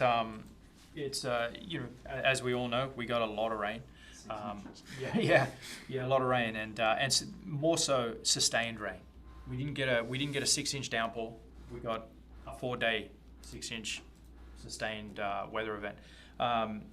It caused actually, if I'm to be honest, it didn't cause us as much problems as it did a lot of other places, if I'm to be really honest. Our sanitary system did handle it very well, and I do want to talk about this because a lot of people say sanitary system, it's stormwater drainage. Yeah, it is stormwater drainage, but most of the households, I'm going to hazard a guess because I don't know, but I'm going to hazard a guess that there are a lot of homes within Redwater that are plumbed into our sanitary system through their sump pumps or their weeping tile system or whatever they've got around their house. Every time we get a serious weather event and they load up our system with stormwater, it stresses our entire sanitary system. But I will say, while it stressed our system, it did not overcapacitate it. The overcapacitation was due to overland flooding out of the lift station that put our lift station underwater. Outside of that, our sanitary system performed really well. We didn't, unlike St. Albert, we didn't have manholes popping off. We didn't have any failures, which is fantastic. We do know we've got some damaged lines out there and they held up very well. But for the most part, our water kept moving, and that's what we're looking for. When we've got a big event like that, the guys are going around, they're popping manhole covers and they want to see the water moving. Because the moment they don't see the water moving, we've got a blockage somewhere or we've got a collapse, and then we're going to have problems everywhere. So we did very well there. They did check all the manhole covers. Water was flowing where it needed to be, especially on the main trunk lines. And aside from that, as we're all aware, we did have over at Cedarwood, their entrance went underwater on 48th. We had a substantial amount of water. There was a lot of overland flooding coming in the back of 48th, but we did put a couple of trash pumps there. We did dig our ditch. There's an old housing approach just up on the side, I think it's 46th Street. And there's a home that was demolished there. It did have an approach built in. It only had a small culvert, I think it's 6 inches if I remember correctly. Very undersized for the size of the ditch that we have running through there. So we did bring backhoe in, we did shave the top off that approach, and it relieved a little bit of the pressure and moved the water along. But at the end of the day, we will likely pull that culvert out and replace it with a much larger diameter culvert, just to keep that water flowing through there and not give us too many issues. It did provide a little bit of fun for the kiddies. It was just deep enough for them to get in there with their boots on and have a bit of fun. But so that was good to see. But at the end of the day, we're lucky that we do have a couple of retention areas right at the east end sign there at town. There is a little bit of a hole there that holds up a little bit of water, which is good for us, relieves the amount flowing down the outside ditches heading down to our lift station. Another point that I'll talk about, which is pretty contentious, but I'll talk about it anyway. We have one choke point in town, and really you've got the rail coming in, then you got 38 coming in. Where that triangle meets is right at Burger Baron and Devonian Park. While there's a culvert on each side of the rail tracks, they're undersized. They don't handle the volume that was coming down there, so it slowed us up a little bit, which is what caused Cedarwood's entrance to go underwater. You'll also notice that if you go south of Esso, there is a culvert about halfway through. I want to say about 200 meters from the tracks, 200 meters north of the tracks, and it was flowing very, very quickly. And that was all that water coming down through the railway and down 38 ditches. And it all kind of pools there at the days in, and then it pumped through to that vacant lot between Esso and Cedarwood. That was really our only main choke point, was right in that area. 48th, as we know, the overland flooding comes out from the back there, and it travels really quickly. It was constant. So we had a trash pump running there for a couple of days, but in the end, if you drove through today, it's already dried up. So we're looking pretty good while the overland flooding is still moving through the street, but it's moving. It's just sitting in the gutters and it's flowing down around the corner. So for normal rainfall, I think at the moment we're doing really, really well. For normal rainfall, it copes with it, no problems at all. This sort of sustained weather causes a little bit of problems because, as you know, the ground gets soaked, it won't take any more water, and then it follows whatever path it can find that gets it to the river the fastest. So, Go ahead. Over 4 days, that was good to have not good to have 6 inches, but it was better. If we had got 6 inches in a day, we would be, then there would be problems. absolutely, absolutely. It might have taken, it's interesting. I'm not sure that it would. I'm sure it would cause a lot more localized flooding, but of the streets and things like that. But this is probably the best stress test we could get to have sustained heavy rain and for our system to hold up as well as it did. I'm pretty happy with it. At the end of the day, we know we've got a couple of spots now that we have to take care of. One thing we do know is we need to get into our ditches and take the grass out of them because that'll hold up your water as well. So if we can get those to run a little bit smoother and a little bit faster, that'll be nice. But again, that's a service level that we're as far as I'm aware, hasn't been done for quite a long time, and it will take a lot of time, a lot of labour to get into those ditches, especially Devonian. I'm sure you've all seen the reeds get going in there in summer. You're not cutting those with a weed eater. So it's one of those pieces. At some point, we do have small trees growing in some of them. So we do need to get something a little bit heavy duty at some point if we want to make sure that ability to move water quickly remains. So. Anything else? Go ahead, Councillor Cullen. There were a few choke points, with undersized culverts or culverts too high. I was wondering, do we have a long-term plan to address it? There's not gonna be a quick fix. No. To answer your question, Councillor Cowley, really quickly, we don't have a long-term plan right now. Our biggest choke point is actually under Highway 38, which is provincial. So we're not. It'll be a long process to even be able to dig those up and do something because right in the middle of those two culverts is CN. So it's bad enough that it's provincial highway, and then you back that up with CN runs right through the centre of the two of them. That's a really long process and maybe a pretty hefty bill in relation to some things. But These days I was thinking about where I got a phone call and I went and had a look at it. It's basically the furthest road south, where it goes down around the curve and then back out to the main intersection there, and then heads down to past your truck fill and out to the. just here. Yeah. Yeah, at Highway 38 and corner of 44th. Is that where we're referring to?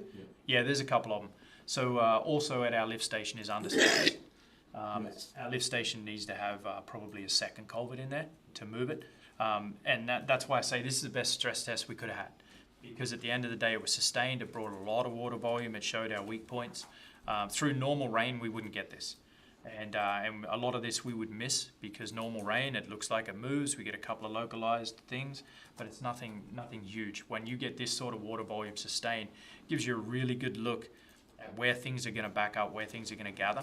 It showed us a couple of strong spots, which is one that I just alluded to before. The sign at the east does have a sort of natural damming area in there, so that retains a little bit of water and provides a little bit of time, but not enough time for those undersized culverts in that area to handle what they're doing. So we've taken note of probably 6 locations at the moment that we have to have a good look at. Well, just Sorry, Councillor Carr, I was just going to say, Mr. Van Buell and Mr. Davison did do a complete sweep of town at the peak, so they could make some notes as to what they would like. And then Mr. Van Buell and I did the same thing later on. And those culverts on that stretch of 47th, I guess it is, 44th, is unfortunately some of them were replaced not that long ago, and they were undersized when they were replaced. But the biggest problem is you have to be careful with how you do it, because if you get the wrong end going faster than the other end, you can cause more problems. So they've been working on that. when you mentioned 47th, I believe it was 47th Avenue that was underwater. And, On the south side. yeah, and all of those folks there, they were trying to pump out, and I don't know how they could pump it out because the water was up to their ceiling. Yeah, and I'll add a little bit more to that in particular if I can. We actually don't have any stormwater catch basins on that side. There is one, and it overloads immediately. So when it was built and developed, it wasn't there. The infrastructure wasn't there, which causes us a lot of problems. So at the end of the day, that's why we put the trash pumps in there. But with the amount of overland water that was coming through there, the trash pump was like throwing a sausage down a hallway, for want of a better expression. But it was just not that effective. But once we started to get a little bit of a slowdown, then the trash pump just helped it into the ditch, got it moving a little bit quicker. I've tried to divert some water. Going to look at some possibilities there, but that one's a difficult area actually. Without opening a can of worms, it's a difficult area because there's been some solutions Underground. about, and we've got some other pinch points in that location. Go ahead, Mr. Van Buel.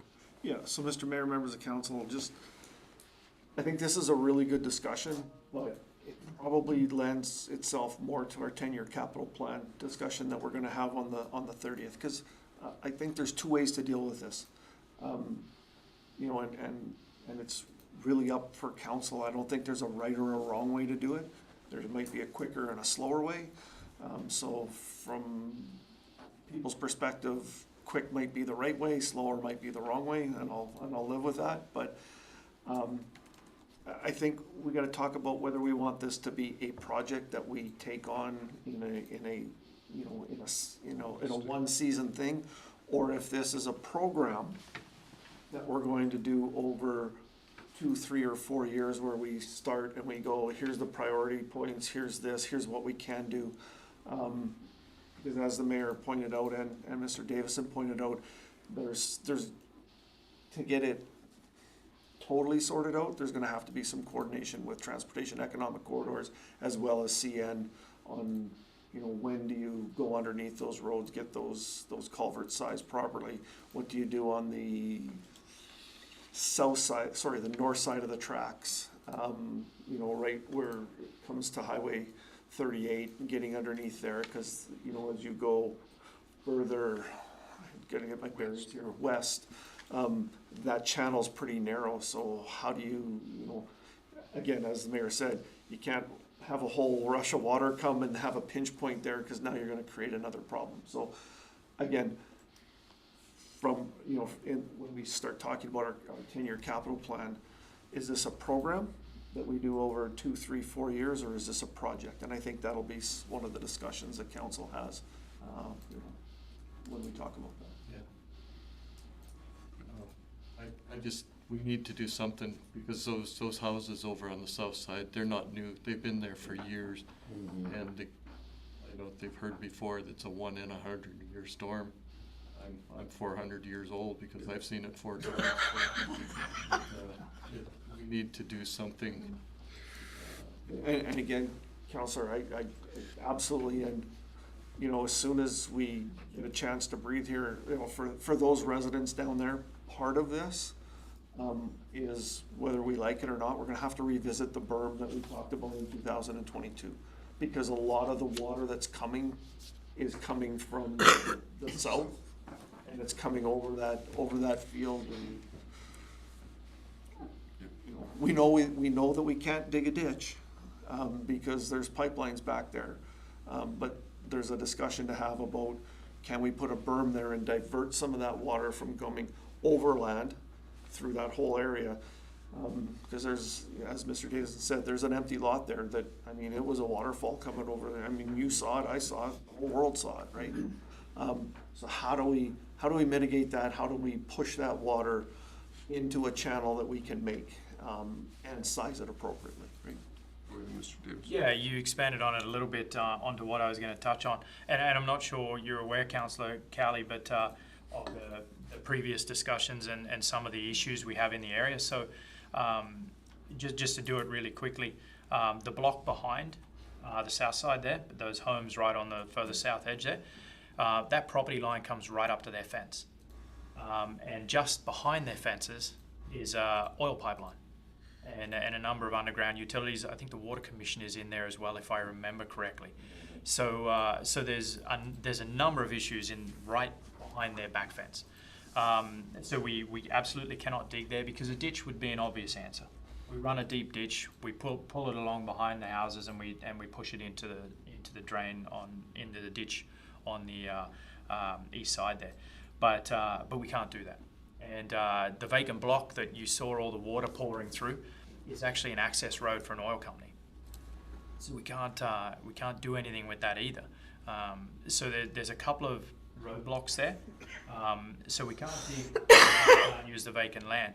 But we've investigated putting a berm there. But I don't know if this is something that I should go into detail here at the moment. But there's been some roadblocks to putting a berm up in the back as well.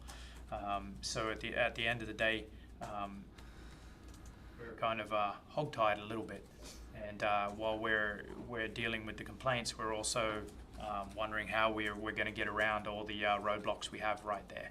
So, but rest assured, we are thinking about it. We are trying to find a solution, and we'll probably be doing a little bit of community outreach here to some people in that area to find out if they're now more open to having some fixes put in there.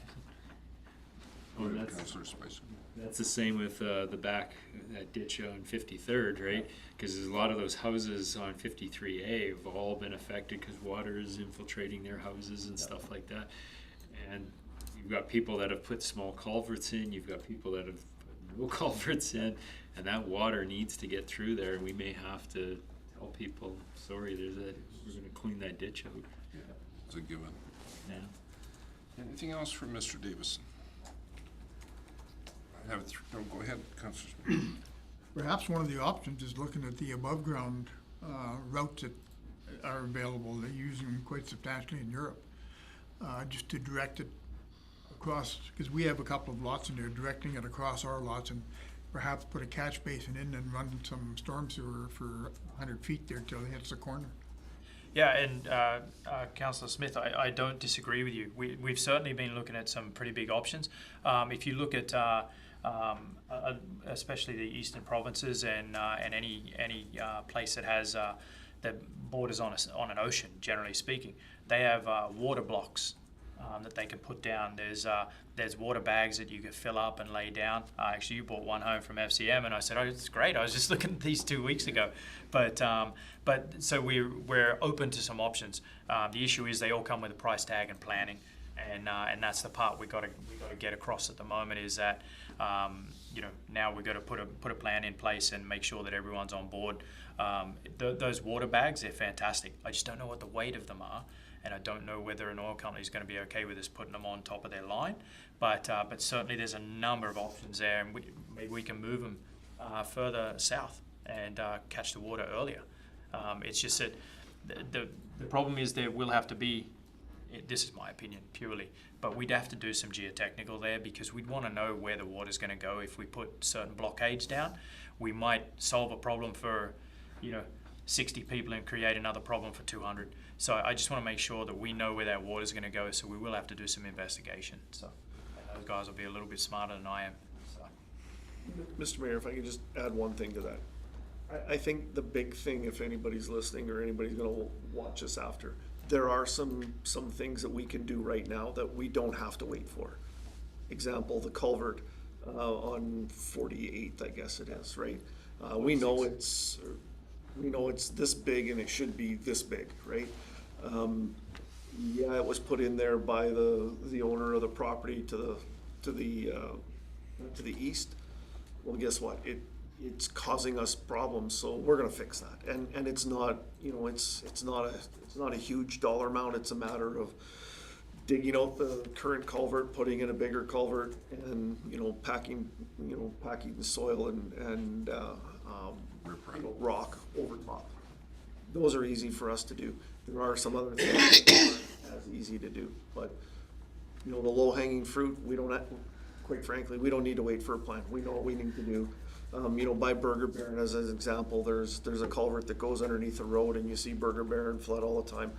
That's low hanging fruit. We can figure out how to get that moving, maybe not perfect, but I mean, at least moving, because right now it doesn't move properly at all. So again, when I talk about low hanging fruit, that's what I'm talking about. We don't need a plan for those. We need to fix what we know the problem is, right? Yeah, there's a couple of areas that have a little bit of poor infrastructure design, and we're currently dealing with that as a result. But at the end of the day, there's certain things we can do. To use your example, on 46 there, if the issue there is I can go ahead and put a much larger culvert in there. The problem is that water moves fast. We've got all those undersized culverts over here that's going to exacerbate an already existing issue. So we have to be strategic and smart about how we implement it. Otherwise, we'll cause more problems for everyone else. So it's a 6 of one, half dozen of the other. But certainly, if we work our way in, I think we'll probably get there. So. I've got a few questions and what have you, Sure. but I'd like to call a recess for 10 minutes first. Councillor Olson, Make a motion that we have recess for 10 minutes. all in favor?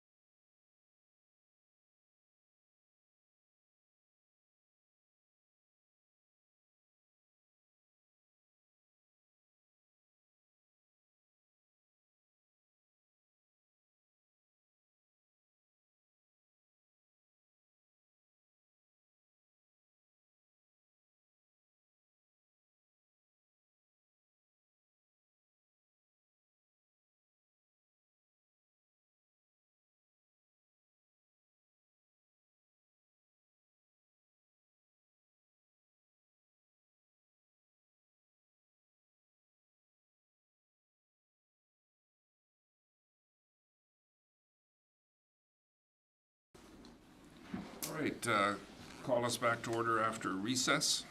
Anything else from Mr. Davison from council? I just, with the snow blower arriving and getting set up and running, is there any value in our old snow blower, or what's the plan for it?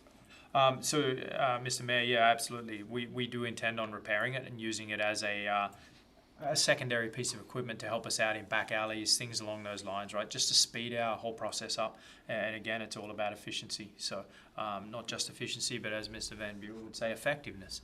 So at the end of the day, we're trying to be both. And if we can have that piece of equipment run around helping us out, even if it fails a couple of times a season and we want to save a bit of money and not repair it, we'll leave it till the end of the season and then we'll repair it in the following year and use it again. So. And it runs off the Kubota tractor, Yep. and the new snow blower runs off the backhoe. That's correct, yeah. And one will be self-driven by its own motor, which is the new one, and the old one is a PTO version. In the bylaw report, there's a commentary with respect to, I'll call him an individual, who decided their fire was more important than a fire ban, and I can't believe with what we went through last year that they thought that was process.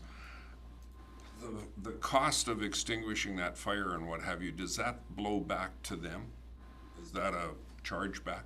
It isn't, because we forced the individual to put his own fire out.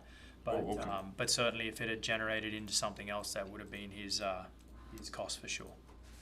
Okay, when I read that, I thought we had the fire department come, and I was quite happy with that. 'Cause their hoses are quite forceful.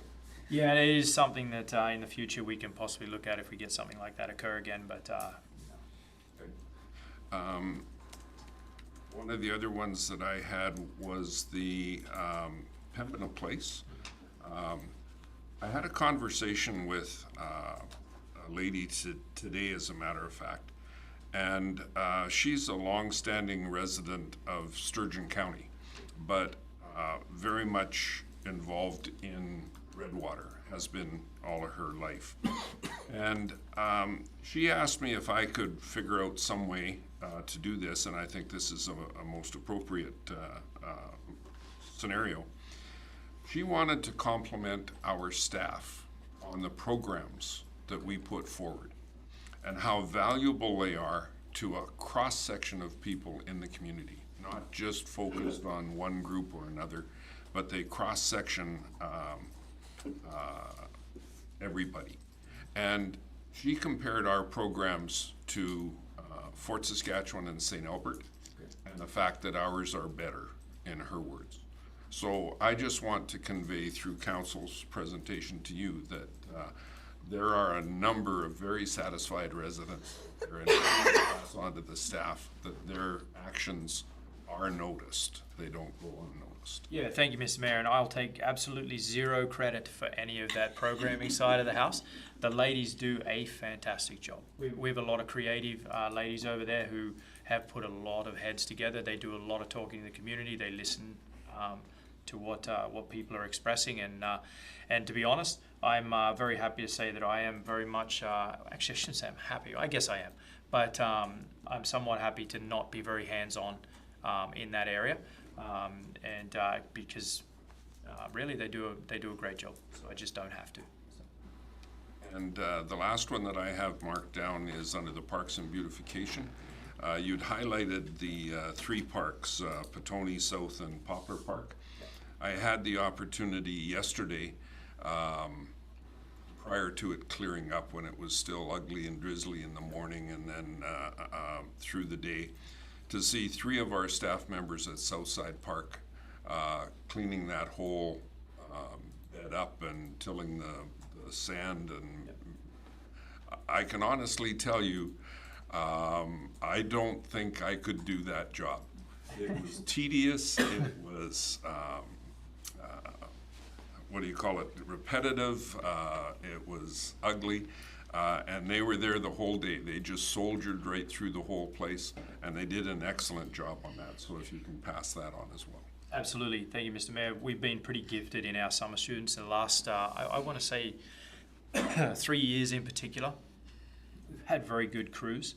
Yeah, that is a very tedious job. She's also done a fantastic job down at the Arboretum in the planters out the front there and the gardens out the front, as well as there's a tree well with a tree down that likes to grow a lot of weeds. But yeah, so they're working really hard, and it's a pretty tough job when you're dealing with so much rain. So And you're wet and you're cold. yeah, it's a little miserable.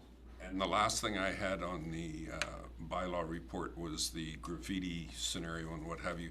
I don't know if anybody's reported it or not, but there is some graffiti on the backside of the adjoining building by the loading ramp. Yep.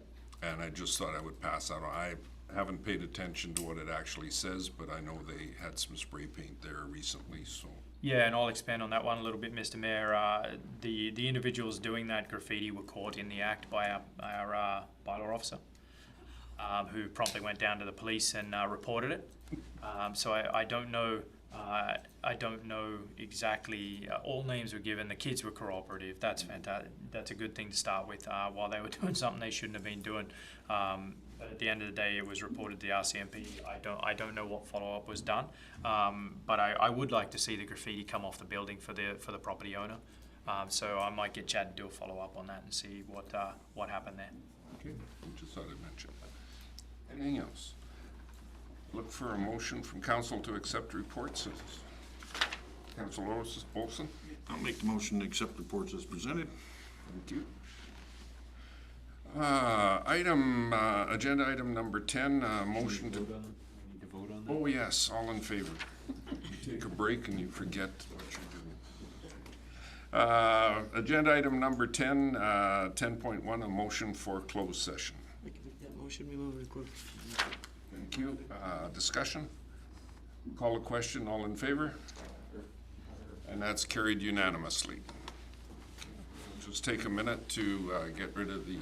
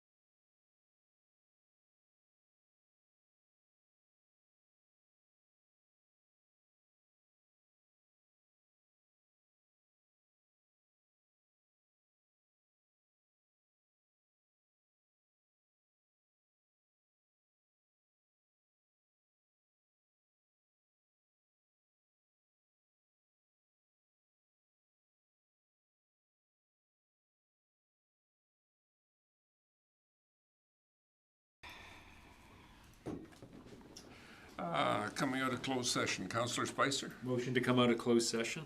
discussion? Call a question, all in favor? It's carried unanimous. Oh, Counselor Olson? Motion to adjourn.